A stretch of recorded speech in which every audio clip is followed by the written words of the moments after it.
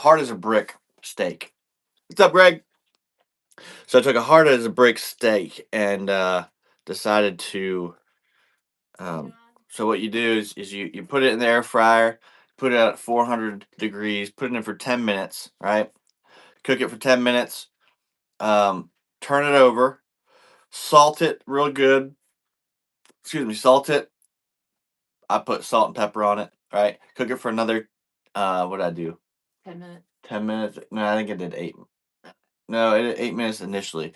Flipped it over, 10 minutes, salted. Flipped it over again, salt it, and pepper. Do it for another 10 minutes, and Slap it, flip it down. look at that. Look at this, nice and juicy. Oh, are you really eating on the line? Sorry, I'm still hungry. Jeez. That's a good steak. I don't want to leave it. So, the lovely copper red mistress over here. Mistress? We're married. Okay. That's why you don't eat and get on I'm the line. sorry. It's too good. All right, so the wife is off screen because I'm in my pajamas. she's in her pajamas. So anyway, It's too cold.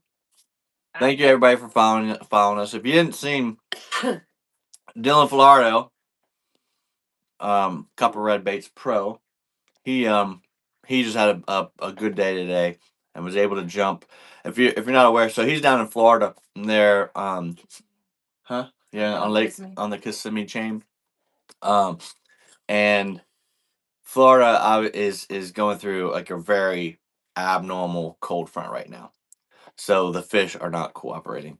Last week they were just chomping. Like they were all really what's up, Bob? Hi, Daddy. They're really on the pre-spawn bite. And they were chomping. So Dylan obviously he got into a good bite. But then a cold front pushed in, and it all changed. The water temperature dropped by more than 15 degrees, which is, these fish just went into shock and they just quit. So first day of the tournament, which was yesterday, he was after they wanted to get like 10 pounds something, and out of almost 200 boats, he was in 60 something place, which isn't bad, but not what he was looking for. He's looking, Dylan's. That's what makes him so good is he's looking for the win. He's not looking for, just to cash a check or to get in the top half. He's looking to win. So anyway, first day didn't go as like he was planning, and but today he went out there and he made a little change. So he was he had been throwing a half-ounce snatch and shad and was catching fish.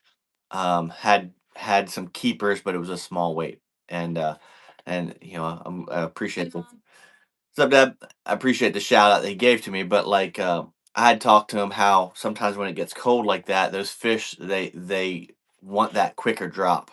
Now our half ounce has a slow shimmy drop to it. So when they're feeding, yeah, that's what they'll go for. But when they're not really feeding, sometimes you have to just trigger a reaction. If you ever go out there and you ever notice sometimes those bass they'll come up to something, and then as soon as you move it away from it quickly, then they hammer it. Well, that's the same idea. Even when it's cold or when the water's really clear, that can be the case, and that can really trigger a bite when they're not wanting to eat. But the thing is, if you're gonna do that technique, you better have some really good hooks, because a lot of times they'll just slap at it. They won't really inhale the lure. They'll just kind of slap at it and swipe at it. So, hey, Sean.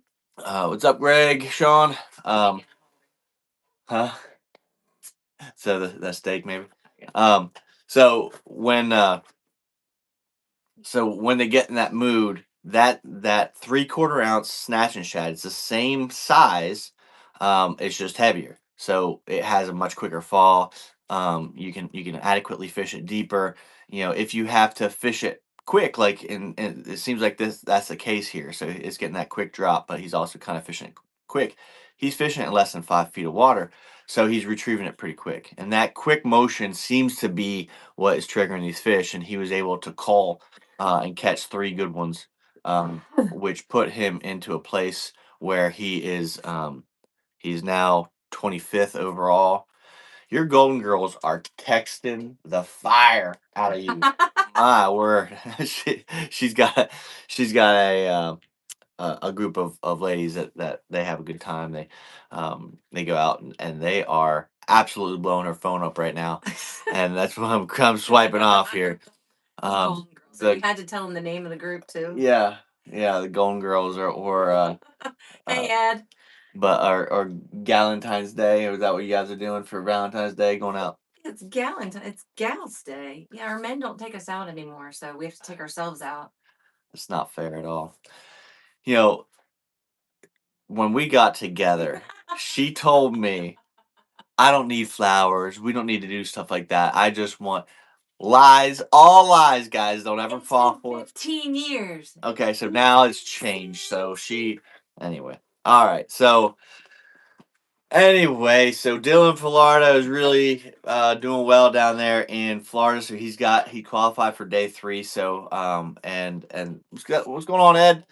He qualified for day 3, so he gets another day to really climb the standings. He went from 60 something place all the way to 25th. So that's yeah. The snatch and shad apparently was the big player. So yeah, that's awesome, and hopefully he can climb even more tomorrow. And so he's kind of figured something out, and can put another better bag together and climb those standings. So it's definitely really tough fishing down there right now. So our lures, and I know I'm biased and all that kind of stuff, but our lures get bit even when it's tough. That video that I dropped this week on Cato, which is just yesterday I dropped that. So that video, the bite wasn't easy. I mean, Jeff, the guy that was on the trolling motor and taking us around the lake, he's a stick, and he's one of the best fishermen on that lake. You know, the but he had a tough time. He caught that one little fish all day, and poor Ray didn't catch a single thing. I had it to the boat. You had a good fish on. So technically, I got the skunk out of the boat because the No, you fish hit the didn't. boat. The No, fish hit the sorry. boat. I'm sorry. It didn't count. If I could just come on camera with you right now, and you know You I'm can't. And Well, I know you'll stay off. So right now I'm safe as long as I stay on the camera. I can say what I want, but I'll probably catch some hands later. She beats me. She beats me. No, she doesn't. You like it. Anyway. Ed says, come on up to the Indiana fishing. Go see Tournament Tackle up in Indiana. Anybody that's up there? Yeah, if you're up in the Indiana area, definitely go up and check out the Indiana Fishing Expo. Hopefully those are selling good for you up there, Ed. Um, and I know that they have absolutely taken off down here. I was hoping that the Snatch and Shad would take off this year, because last year I dropped it. You know, when we came out with the design and everything, we finally was able to get it to the market. We kind of missed the window, and the window is right now. And we didn't drop it, and because I had to change the mold and that kind of thing, but we didn't drop it till mid March for the rattling, and then not till mid April for the silent. So we really missed it, and so the sales suffered throughout the rest of the year. And I was really hoping that they would pick up this winter, and I was kind of hoping they would pick up more in November. They started to pick up in December, and now they're really picking up, and Tackle Warehouse is sold out. Multiple stores are making reorders after they already made an order. We were up. I was up there with Ed at the East Tennessee Fishing Expo before the weather messed it up. We were really selling well, and we sold quite a few snatch and shad in combination with the frogs, and the shank blade bait is also selling really well. So it's been exciting, and to say the least. And of course, I've been telling people, because I didn't develop the 3/4 ounce snatch and shad until just recently. That one we just launched in November, and so it takes a little bit time for people to get them and then fish them and see that they work, and then rebuy, tell people, all this kind of stuff. So it takes a minute for all the wheels of the what is it? Cogs in the wheel. All the cogs in the wheel to start moving. Thank you. That's why I love you, baby. You complete me. You just gave me the middle finger. No, I Yes, didn't. you did. We're gonna replay it. Okay, whatever you want to do. John Irwin says, "Got some PA store updates for old time's sake." Um, I have been talking to a couple PA stores, but they are stubborn as stubborn can be. So I actually met a guy who I'm not sure where he's out of, but he's in Pennsylvania, and he does more like rep work. So he knows a bunch of different stores, or has a relationship with a bunch of different stores in Pennsylvania and in the New England area.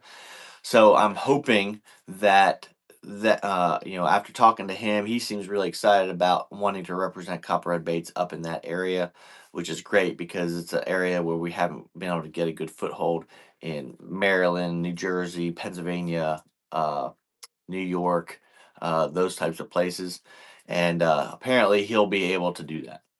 So we're excited about that. And but other than that, yeah, Pennsylvania has been frustrating. Susquehanna tackle um, has kind of brushed us off completely, which is frustrating because they got a nice store. Um, but it's funny though because now that we're getting a lot of attention and we're getting a lot of pros coming to look for our stuff. Um, and not just pros, but anglers of the year, Bassmaster Classic champions coming and looking for our stuff, and specifically looking for our stuff. So now that we're what's up, Michael? So now that we're getting that happening, I I I, I have to be honest. I am eager to see if they're gonna eat crow or not and come and start getting our stuff. Sneaky hollow baits. Sneaky Hollow. Yeah, weren't you fishing with them So when you guys were yeah, up there? so hopefully so I've tried to reach out to Sneaky Hollow. I told him that I put that video out, the Susquehanna video that we put out in the summertime. I told him, hey, I give you a plug. We caught them good on your tubes. Never heard a word back. I reached out via Facebook, I believe, and at Facebook Messenger, I did I tried to reach out to him to let him know, hey, um, I put a video out, and that video is still getting a lot of views. So it was kind of slow to begin with, but it's continually getting views. Um, so I don't know. There's not much more I can do. I can only do so much as far as reaching out to people and trying to talk some sense into them. But it is what it is. If they're wanting to be on board, I'm more than willing to help. Um, and so if you get a chance to talk to the owner of Sneaky Hollow, by all means.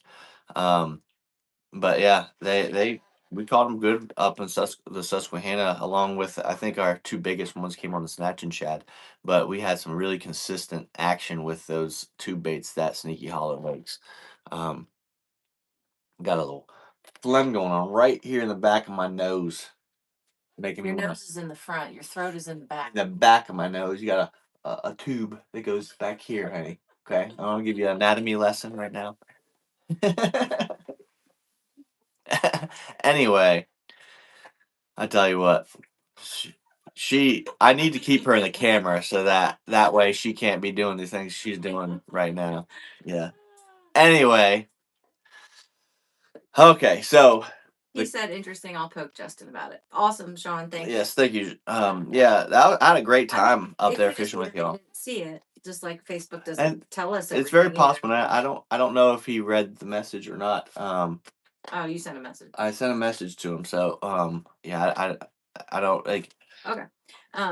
Next. Next. So the Caddo Lake uh video was it was a lot of fun, but it wasn't easy fishing. Like the abnormal warm temperatures. If you guys remember over Christmas time, how it was like 70 degrees. Well, we went down to when we were on Lake Caddo, it was even warmer. I think that was it that day or the day before? One of those days it got up into the 80s. Like it was warm.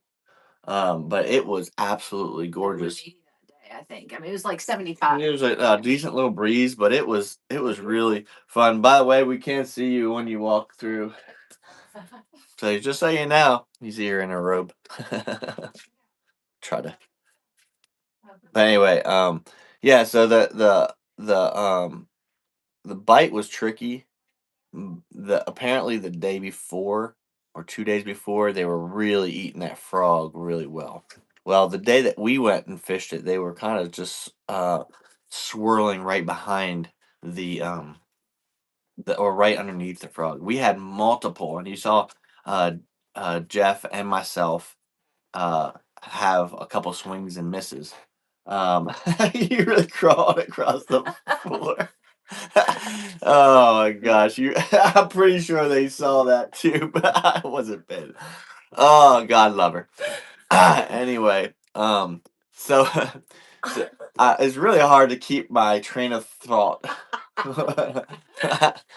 So we had multiple swirls of big fish, and they simply weren't eating it. Now I think in the video you see me like I kind of hesitated a little bit. I think Jeff was so eager to get a fish in the boat that he was just swinging like he gave it a second swing, hopefully that they had it or something. But there were multiple times he swang uh yeah there was nothing there. So but there the bass were just like the frog was on the surface and they would swirl right underneath it, never taking it. And there was a couple times where I don't know if you can hear when Ray did get that bite, which she failed to set the hook. She kind of did her normal thing. I'm sorry, baby, that's what she did. The look that she gave me, man, if looks could kill. Anyway, the what was I got off my Right. oh, so if you listen really hard in the video, you can hear like she was working the frog across the grass, and this is what you guys it was just out of the camera frame. Um, she had a fish swirl underneath her, and I told her just jiggle it. Don't pull it, just jiggle it. Just keep it right there and twitch it. And she did that, and it boom, and it ate it. So that was a legit hit. She just failed to set the hook, decently on it, and that's why it came off. I'm sorry, honey, but it's the truth. Okay. Um, regardless of how sharp and sticky those hooks are, if you just barely get the very tips of those hooks in there, it's not going to hold them as soon as they come up and shake. So that's why you have to drive it past the barb. I'm sorry, baby. But she doesn't. She doesn't like to live in reality. I'm gonna pay for this, y'all. When I get off camera. So so next time you see me and I have sunglasses on, it's probably because I have a black eye. I'm just. It's not because I'm worried about the. Um. Now. But anyway, so last weekend on at the East Tennessee show, we sold them really well. Thursday, I wasn't up there. I wasn't able to get down up there until Friday, and we really sold them well. So I appreciate those of you that came by and said hi. And we had some really good talks with a lot of people. So it was a lot of fun to meet a lot of you guys.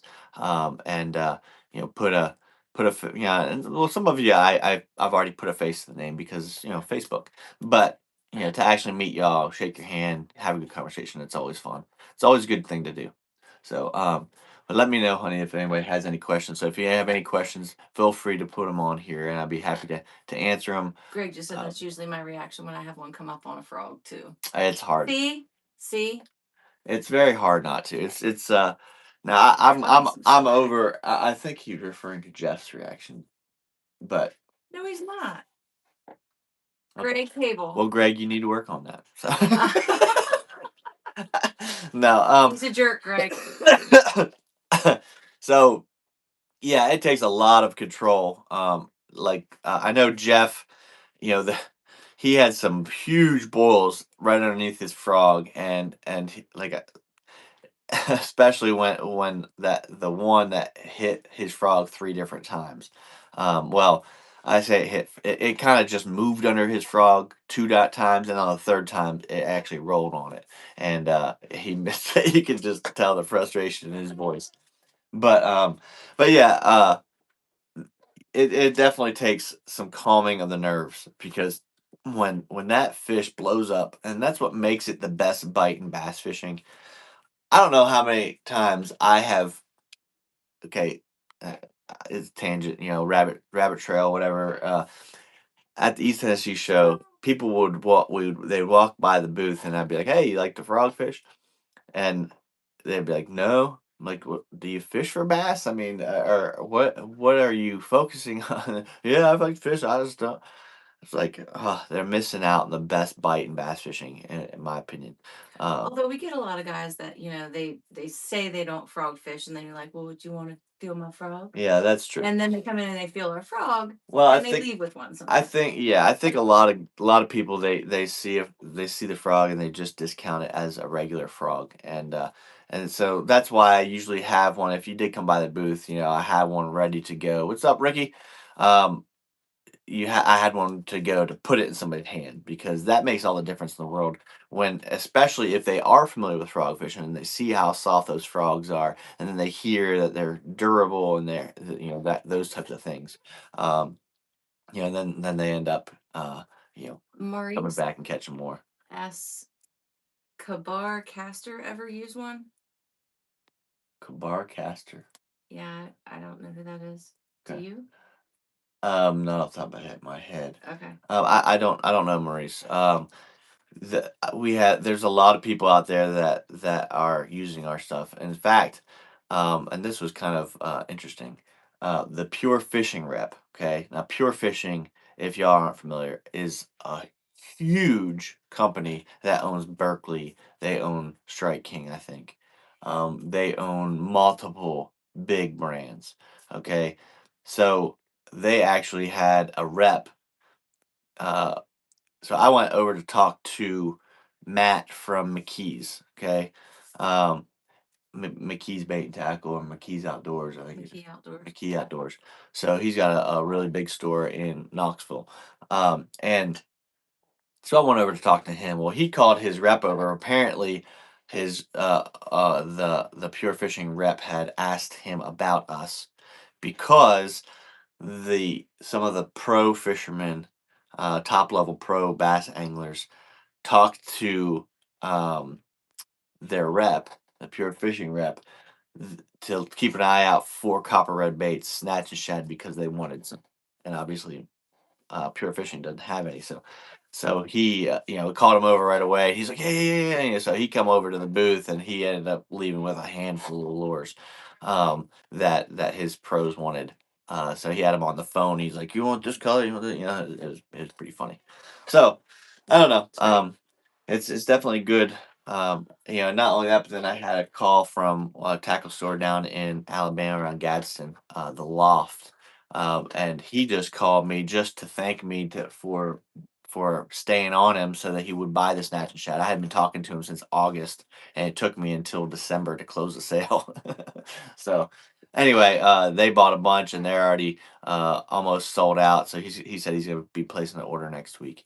Um, Jeff Gale says, "Cool to see a bait company grow from the ground up. It's exciting. It really is exciting, Jeff." Yeah, and I'm glad y'all could be a part of it. And of course I'm as transparent as I am. I want to bring everybody with me. But it's exciting. It's really exciting to be part of it and to see, um, just to see how it's unfolding. And guys, I don't know how big of believers you are, but there's no doubt that the good Lord has His hand in it. And I don't obviously, a lure company, those type of things. That's just superficial things, right? When it comes down to it, it's obviously, the ultimate goal is that people can be presented with the gospel and people can find salvation and reconcile themselves with Him, and that's what it's all about. And I'm hoping to find some more opportunities and I keep praying that God will show me the opportunities to better.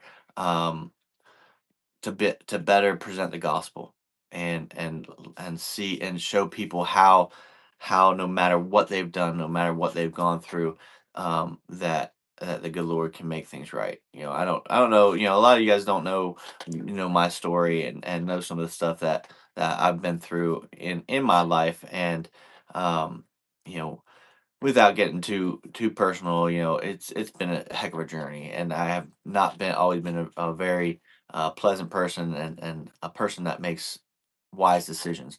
And the Lord has been so faithful to me through those times, and has really brought me through them and shown me what he has actually in store for me. And it wasn't until I really gave a lot of things over to him and said, all right, Lord, I trust you. Um, what do you got?" And just decided to keep seeking him every day, reading the word, praying, and the doors that has been opened up to me, guys, and the friendships that I have developed with a lot of you guys, it's just been incredible. So, Ricky was just saying, great to meet you in person at the show. yes, yeah, like I said, it's really good to get to know a lot of y'all too, and by all means, keep up with us on this journey, and because there's a lot more exciting stuff coming, and I cannot wait for some of this stuff to develop, because there's a lot more exciting stuff to come for sure. James, we also pass out those $1 million tracks, which is always fun to watch the kids at the show. Yeah. I don't know if you guys seen those, and I have to bring those with me to the next show. But we have these $1 million bills that we give out to the little kids, and they have a little bit of the gospel in the back. But you ask the So kids, "You want $1 million?" And they're like, "Oh, really?" And you get kids trying to use them around. Right. But anyway, it's James, it's a good time. James wants to know, do you have a white frog with orange lines, or will have sooner or later? Orange lines, like orange legs. Maybe that's what we meant by line. Lines, but Okay, so actually, okay, we don't have a white with orange. We have white with red. we have an And orange. we do have an orange, but Cantaloupe. right, we have that bright orange. But I know that there's very specific colors and stuff like that. And obviously, we can't make colors, all these different colors. We simply don't have the room for it. But there's a lot of colors that we're exploring, and there's one that my daughter actually, she's peeking her head in here. My daughter actually gave me a little color example, or design that she wanted to see, and she's calling it dragon's breath, and it's actually really It's interesting. um so she gave me a little bit of drawing, but it actually sparked a lot of ideas in my mind. And probably next year. Um, so you can see this little drawing she made me, okay, which is There's two of them. incredibly cute. So her idea is, kind of white with some orange and some red here, some red legs, with orange fleck on the bottom. So I see this, and obviously, I see really good potential here. So I think we can do an orange glitter base, and but paint a lot of the body of the frog white. So kind of opposite here, but similar. But having kind of white and orange legs, maybe a little bit of red in there. Look at the second one there. Second one. Isn't that more of the white one with the glitter? Same idea. Okay. Um, but yeah, I really like the idea of the orange glittery belly, and then kind of white, maybe wrapping it, maybe just having like a little bit of orange on the throat and the nose, and maybe a little bit of orange in the legs, um, and then some orange skirt. I think that would be a really cool looking frog. So yeah, we're always working. We're always trying to come up with good ideas and exciting ideas. Every year, I'm going to try to come out with 5 new colors. And then so conversely, we will be discontinuing 5 colors each year, or somewhere close to that. So if you do have a color that you like, you might want to make sure you catch them. Yeah, buy them up because there will be colors that will be discontinued and kind of pushed to the wayside. Now, obviously, if we get a bunch of people wanting us to resurrect a color that has been discontinued, we can do that from time to time. But that's all in efforts to not fill our house with 300 different colors of frogs. Um, but and also keep it exciting. Put some new stuff out there that the fish hadn't seen, that the customers haven't seen, that aren't that I'm not just trying to put out new stuff though, but I want to get something that's a little bit different and a little bit and enticing to those fish. So we're always looking to do that. So we have uh, that's something that's always going on, and then we also have the other aspect where we're creating entirely new lures. Um, that one's a really difficult and tedious thing. So we have lures that are coming about that, like right now, we have some prototypes that we're working on that I simply can't show you. I don't want to get you excited about something that may or may not happen. But we have other things that I have to tweak out. I have tweak out. We have things that we need to dial in, I should say. Better than tweak Better out. than tweak out, sure. And then we have I have some lures and ideas that are just concepts at this point. I've put them on paper, haven't made them. So we got lots of things going. And I try not to tell her about a lot of those things because she gets stressed out too easily. Wind it up. Wind it up. All right. So if you don't have any other questions, obviously feel free to drop those at any point. I'll be happy to answer those. Um, but I don't think I ever even got into the caddo fishing thing. I think I got off on that rabbit trail and just gone. But yeah, if you do get down to Caddo Lake, look up Vince Richards with Caddo Lake Fishing Fellowship. Fellowship It's Fishing. Caddo Lake Fishing and Fellowship. It's on your hat every single time. Caddo Lake Fishing and Fellowship. Okay, look them up. All right, that's Vince Richards. Great guy. Loves Caddo Lake and knows it well. Um, and definitely a good trip. So look him up if you go down that way. I highly recommend it. We had a blast when we go down there, and we plan on going down. Plan on going down there He again. was sick while we were there. Yeah, yeah. We'll get him next time. Vince got a little ill. His whole family got sick. Yeah, they had a bug, so he spur of the moment gave his buddy Jeff a call, and Jeff was awesome to take us out. And like we saw, we had a good time. But that was a really cool deal. Like that snatch and shad. The more I use that snatch and shad, guys, and this is something that Dylan's finding out because you know obviously the snatch and shad's a good lure. I'm looking for more ways to use it because I realize how well tuned it is, and how versatile it is. So when I was down there, I was literally flipping it and pitching it like you would a jig. So I was taking it because it's so well balanced. You flip into the water and it falls straight nose down. So it's not going to do this number and do something crazy. You can fish it on the fall, and then you can yo-yo it. You can do a straight retrieve. You can burn it. You can literally crawl it on the bottom like a shaky head. There's all kinds of ways to fish it. And when I was down there with these mats of Salvania that were, congregating, floating around, like there was, an obvious canopy, and these fish were going up under these things and feeding on bait fish and whatnot. So I could just literally flip this snatch and shad to the edge of the water, let it drop, and then yo-yo it and do this number, to the boat, and it was catching them. And on a tough day to fish, I think I caught four that way. And then of course those frog bites, and I bet you we had 15 blow ups, maybe. Yeah. I mean, we had Between the three of us. I didn't. You guys did. So I caught two, and I probably had another I had that one and four or five. I probably had another four or five blow ups underneath it, but they just simply weren't taking it very well. But there was nothing. What else? What else are you gonna fish on top of the grass like that? So you know, I feel like you peed on my baits before you put mine in the that would water. have made more fish get them. I mean, sorry.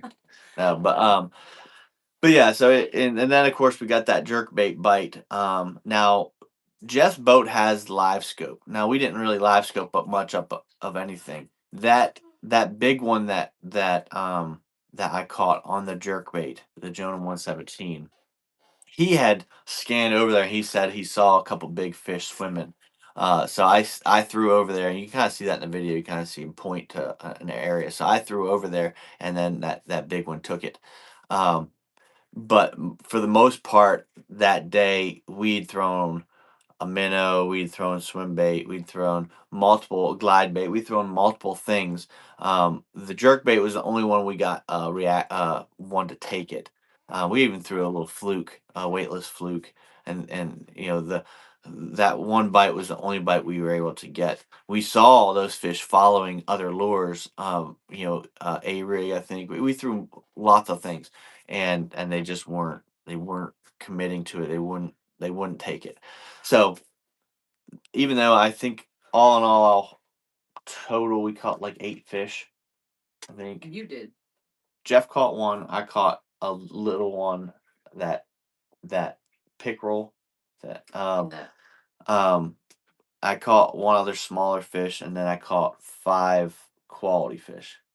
Um, but those were the only fish we caught all day, and I think we fished from like we were seven there. to Yeah, we were there at 7. we fished from 7 to 2:30 ish, 3 o'clock. I think it was like 1:30. 1:30. He had to Oh, go. that's right. He had to leave early. Let the dogs out. So so it was a short day. If yeah, if we had fished another 4 or 5 hours, if that was possible, we probably would have caught a couple more. But overall, it was great. We caught some good quality fish, and I can't wait to get down there when they're really biting well. Um, so Greg says, planning a trip to Gunnersville in April. I will try copper red frog on that trip and hopefully have some pictures to share. you'll do well. Johnny Weaver wants to know what happened last week. Johnny Weaver, I don't know what you're talking about. You have to be more specific. Sorry, buddy. Yeah, there's a lot of stuff has happened, and a lot of stuff happened last week and this week and the week before that. So, yeah, you have to be a little bit more specific if you can be. I'll be happy to elaborate. All right, you want to do the drawing? Sure. I don't see anymore. What time is it? 9:11. 9:11. Look out! Past my bedtime. Yeah. So we'll go ahead and do that drawing. You got it all ready. Okay, so there were 18 people that left a comment. Now, definitely, uh, definitely, when I drop a video, do if you can put notifications, on YouTube, you can click that you to get a notification on your phone. So when I drop a video, um, it will alert you. If you can, try and comment, do the like and comment within the first 24 hours. The sooner the better. Then it tells the algorithm to show other people, and then uh, it will show it to other people in the niche of fishing. So do that, please. That would help me out a lot. And we'll continue. If you guys are able to follow through that way, we'll continue to give a lure away with every long content video that we put out. So I am working on another video. Hopefully, I'll have it dropped next week. And then I do need to go plan a trip to get out on the water to actually get some more footage. And the possibilities are endless. Hopefully this cold front won't last much longer because I hate fishing in the cold. It's snowing in Maryville, and we're supposed to get snow tonight, so we'll see. When it's freezing, when the water's freezing on the rod tip, that's not a lot of fun. So hopefully it will just get above freezing. I don't even care if it's in the low 40s. If it gets warm enough that it's not freezing on my rod tip, then we're good. My tip's not Those my tips not frozen. All right. All right. So we got 18 people that commented. Thank you. Appreciate you. And once we've determined the winner, I hate to even mention Greg today because he's won so many. Poor guy. I mean, we talk about him. I love you, Greg. I really We do. talk But about it every. the chances that If he wins just again, this one off. he owes me lottery numbers. Yeah, this one off. I took too long. So we've literally we've done like I don't know 12 of these now, and he's won over half of them. Um, so That's what I really I mean. I would love if to he know comments, he does what he does, and I would love to know the probability of that. I don't know, and I don't care. But All if right. he wins again, I get lottery numbers. Yeah, true that. All right, let's see who we can get. We got 18 people in here, including the ever lucky Greg today. All right, there we go. Who's it gonna be? Can't read backwards. We'll turn it around and look at it. Everyland. Everyland. All right. Land. Irvland. However you say that. Congratulations. I will contact you. I will reply to your comment on YouTube. Um, I don't know if we're friends on Facebook or not, but that's the best way to give me your mailing address. Let me know what you have. What's going on, Jeff? Let me know what you have or what you want, I should say, and then of course the address to send it. Um, but So Johnny says, "Did I miss the live show last week?" Oh, We okay. didn't do one last week. No, Or no, you did one from the. So Johnny, I was working the East Tennessee Fishing Expo, so that went a little bit longer than I was anticipating, and so I didn't get to do the live.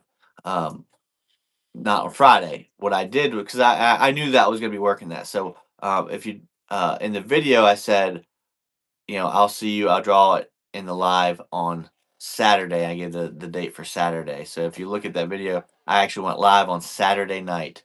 And so we did a little live. But it was just me in the hotel room, and so I had to prop up my phone, and it was ugly angle and all that good stuff. I gotta pretty myself up as much as possible. Inviting all the ladies over, saying, "I'm here by myself." Yeah, yeah. Of course, that's how she takes it. I got on there and said I'm up by myself out here at the hotel in Knoxville, and she takes that as me inviting all the ladies up there. Lord have mercy. All right, Craig says, "Gotta say, I love the videos you do because it's lakes I've not fished much or ever." Craig Presswood. Okay. Well, I'm glad that I try to keep it interesting, Craig. Now you we need to get up on some of those lakes that you do. I might That's a great idea. Yeah, this spring maybe we can go over there and maybe I can hook up with you. We can do a live together, or not a live, but a video, get some footage and that kind of thing. Um, but yeah, I mean, I try to keep it interesting, and I want to stay interested myself. So we have a lot of Great Lakes around here with Chickamauga, Nickajack, Watts Bar, obviously Gunnersville. Gunnersville is probably my favorite, and it's got so many options. Um, but Percy Priest, Old Hickory, um, some of those lakes, Center Hill. I really want to get over there and do some fishing because those kind of fly under the radar, but they are really good lakes. But I don't have a whole lot of experience on them, which is part of the lake breakdown stuff. Like I like to go to places to break them down, and figure it out. The whole point of the lake breakdowns is to show you guys you don't have to go all over the lake. You don't have to necessarily have a boat. I try to show you places that you can fish from the bank. Um, uh, good pinch points, good pinch points that are really good for bank fishing. Bridge pilings, bridge points, riprap points, stuff like that. You can fish from the bank. Yeah, you definitely run the risk of falling or whatever, so you got to be careful. And you can't bring everything with you, but you can certainly fish them. Um, and if you do have a boat, whether it's a kayak or a bass boat, you don't have to burn a bunch of gas going all over Kingdom Come to find fish. Um, Now, certainly there are times where there are more productive places on the lake, on whatever lake you're at. Like on Gunnersville, as we stayed in Mud Creek, and we caught a bunch of bass in that creek, um, without a trolling motor. Um, so now, could have we gone to South Saudi or Browns Creek or Town Creek or down by the dam? Sure, we could have, and they may have been more big fish there. But that's not the point. The point is, don't get so overwhelmed by looking at a big body of water. Break it down. Take a little creek, take a little area, and really do that area thoroughly. You can find fish, and you can usually find good quality fish in any area of the lake. It's anglers get too bogged down with too many options, too many places, trying to do too much at one time. That's not necessary. So that's kind of what I'm trying to do with these lake breakdowns. Chickamauga. Like for instance, when I did the Chester Frost breakdown. So Chester Frost is an excellent bay. 9 months out of the year, it is the place one of the top three places on the lake to be to catch fish. However, there are times when it's not. Um, you can still catch fish, but like for instance, in the heat of the summer, the middle of summer, which is when I was asked to do that lake breakdown. Actually, it was not the heat. This was like the end of August and beginning of September. That's like the worst time to be in Chester Frost. That's a hard time to get a bite anywhere, but certainly it's hard to be in shallow water, more shallow water areas. Um, so, but even so, I was able to go out there and catch some good quality fish. But as soon as I caught five, I went to places that I knew that I could catch fish, and catch them on nearly every cast. So it's a, um, you know, if you're limited to one little area, you can catch fish in that area. If it has any depth of water, doesn't stays has water in it all year, those types of things, you can catch fish there. It's just a matter of learning how to find the best starting points, and then from there, once you start getting bites, then you can start putting together the pieces of the puzzle, and then you can hone it in and catch more fish. Craig says he's going to take a trip this spring and put his kayak in Mud Creek after seeing that area and the limited boat traffic versus kayak access makes it sound very fun Yeah. to fish. So Yeah, definitely. Kayak, especially if you have a kayak where you have like a pedal driven kayak or something like that. And even just a regular paddle kayak. Like the back water areas, man, it looks so good. Like in the middle of summer, it's going to be a lot of grass, so you will not be able to get a bass boat back there. You won't be able to. The point that I pointed out in the video, like that's about the furthest you can get back in the summertime. The rest of it is choked out.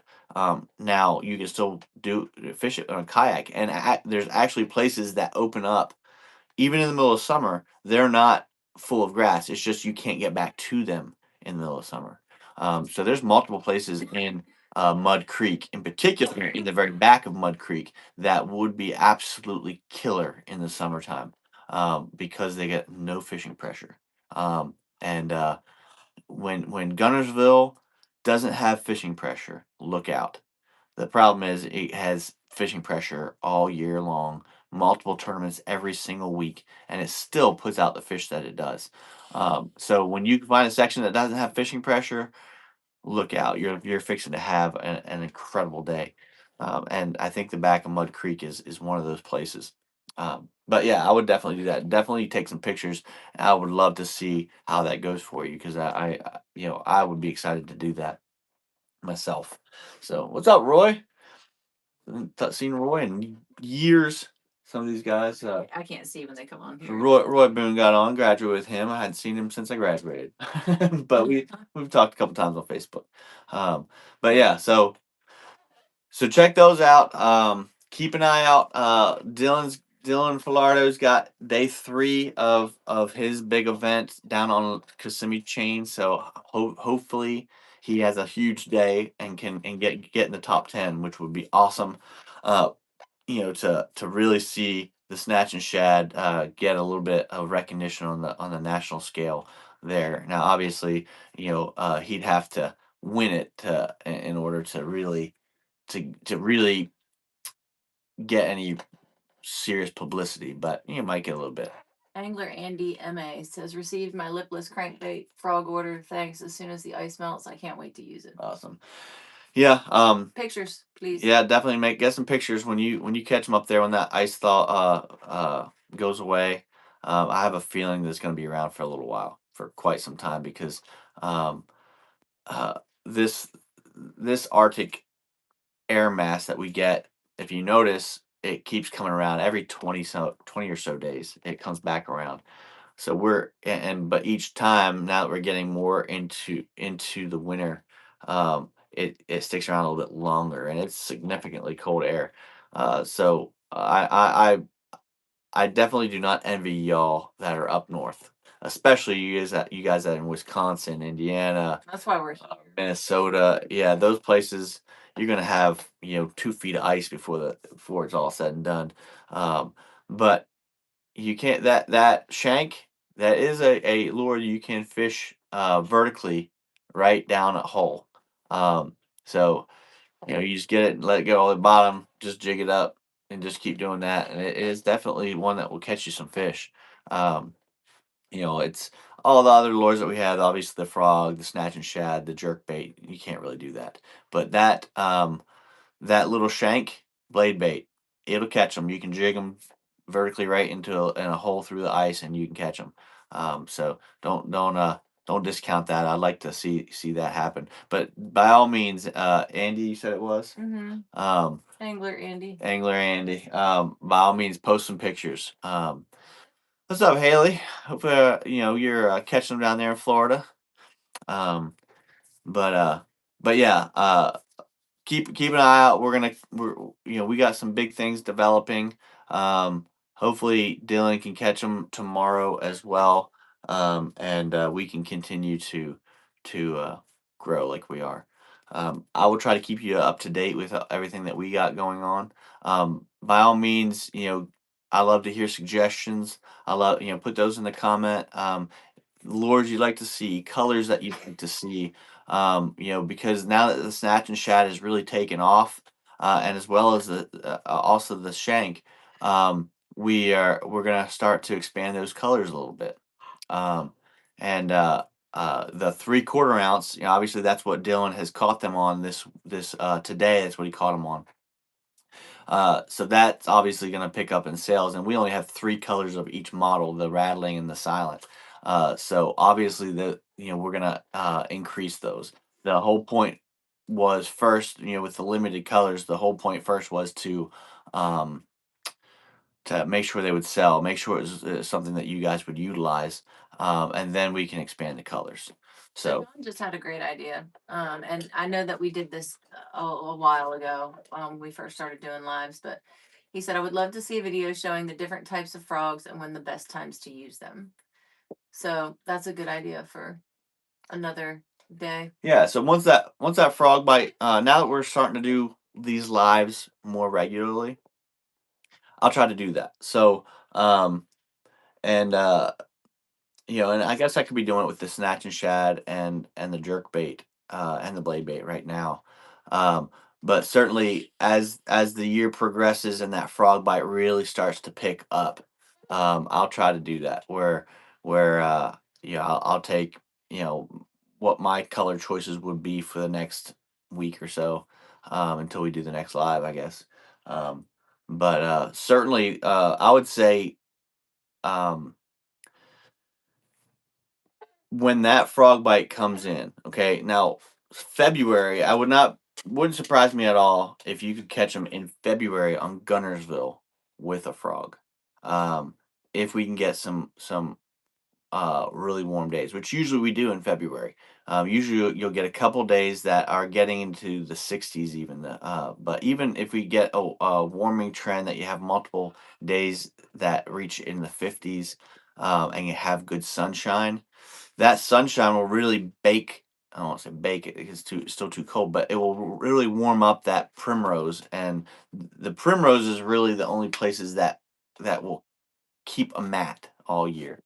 The hydrilla, the milfoil, those things, that grass will die off through the winter time, but you'll still have a lot of that dead grass and stuff that will float around, but it's not really healthy growing. Now the primrose is a thicker vine, and it will have. If you noticed in that video that I dropped, I pointed out some places that had primrose.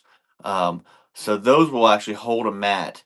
They'll get more see through and more sparse in the wintertime, but they'll still hold a mat. And when you have those warm days, it will heat those up, and so those fish will get up in there. So you can really catch them with a frog, and you can catch them punching. Um, also, chatterbait, spinnerbait around those areas. Anywhere you can get away with throwing a snatch and shad, one of those half ounce snatch and shad, you could still catch them. Um, but early on in the season, I'm quick to go to that spicy meatball, browns, and maybe really bright colors. Like you have your bright oranges or reds, those types of things. I do think that some of these bass, I think the cold water does something to their eyesight. Um, and that's why they're a little bit more likely to go after a bright lure in that time period when they're in that pre-spawn. They kind of they've some of them have come up out of the deeper water that that they've been staying in the really cold months. They'll come up shallow. They're wanting to feed up then go eventually onto a bed and spawn. But I really believe that something happens to their eyesight. Something happens that they react to those really bright colors, um, and so that's a lot of times when I'll throw those bright colors, even into May, all the way up into May, but certainly right off the bat. If you notice the lipless crankbait bite, those red colors, spring crawl, all those, they get really popular that time of year, and they're really bright colors, or bright reds. And then people throw oranges, and they'll the oxbow color, that chartreuse with the blue back, does really well. I think one is I think their eyesight's a little bit weird, but two, you have rising and falling water constantly, especially places like Chickamauga. So that water tends to be dirtier in those months. That water tends to be a little bit more on the almost the brown side, the muddy side, because well, also the grass isn't hasn't grown in thick, so it's not filtering the water like it does the rest of the year. So you have that dirty water, and those bright colors really show up. Um, so by all means, th- you know, early on the year, your frog is probably going to do really well early in the year. That your spicy meatball, your cantaloupe, your bubble gum, your something like the magma with that red, things like colors like that, bright whites, can do well. But also, bullfrog. Yeah, you got bullfrog has that yellow belly. So yeah, I mean, I kind of throw more colors like that early. As it gets into the season, starts to warm up, I tend to go with more natural colors like your purple shad, your killer gill, colors like that, or shad patterns, because there is a shad spawn that starts to go on as well. So keep that food for thought going forward. But if you guys don't have any other questions or anything like that, huh? I don't see anymore. Okay, so but I appreciate you guys getting on here. I did sit on here for almost an hour. Hour, 56 Be an minutes. hour in less than a minute. So I appreciate you guys getting on here, are talking with me. I'd like to try to do a live out in the water one day, Okay. like right there below the dam or something. Maybe. Yeah. That would be fun. So if you think a live right below the dam on the water would be fun, make sure you say something in the comments. Give me a thumbs up. I want to hear your comments, or your suggestions, that kind of thing. Don't get offended if I don't take your suggestion. Obviously you have to take some and leave some, No, Johnny, But you do not have to have grass to throw the frog. okay, yeah, Johnny, you don't. You definitely do not need to have grass to throw the frog. I throw the frog a bunch around docks, laydowns, overhanging limbs, um, and shoot on Chickamauga before that water comes up. Like, and there's a video with me and Billy absolutely waxing them with the prototype. And we were throwing that white prototype loudmouth edition. Now I do go with the loudmouth edition more than I don't, because it makes a lot of ruckus and that kind of stuff. But there was no grass. There's we were just throwing out there shallow and just pulling it through, and you don't have to worry about going through junk or anything like that, or fishing. You take it through 2 inches of water, and then you might come where there's goes from 2 inches to 2 feet real quick, and boom, they hit it because they're sitting right there on that break. But no, Johnny, you do not need a grass at all. And same with the lipless. A lot of people think you need lipless to throw, or a grass to throw a lipless. At least some like submerged grass. That's nonsense. I learned how to throw a lipless where there was no grass. In fact, I've always kind of looked at the opposite way. I look at a lot of times the grass as being a hindrance to me throwing the lipless. Now I've learned differently, and obviously I've that last video we did, there's grass, and that was what was holding a lot of fish, and the lipless was shining. But um, but yeah, certainly if it catches stuff around the grass, it can catch stuff when there's not grass there. Absolutely. And that frog seems to get a better on average bite than other lures do. I don't know why, but on average, the fish that you catch on a frog is usually a better quality. Hey, So, Shannon. Bye, Shannon. what's up, Shannon? Yeah, we're about to get off here, so look back, watch back. It should load up here any minute. And You have to say but goodbye. again, I appreciate all you guys. Thank you for joining us, and yeah, I'll see you next time. yeah, I'll make her be on camera next time. So she's you know get it all self conscious. But anyway, all right, guys, I appreciate you. Until next time, Tight tight lines. lines.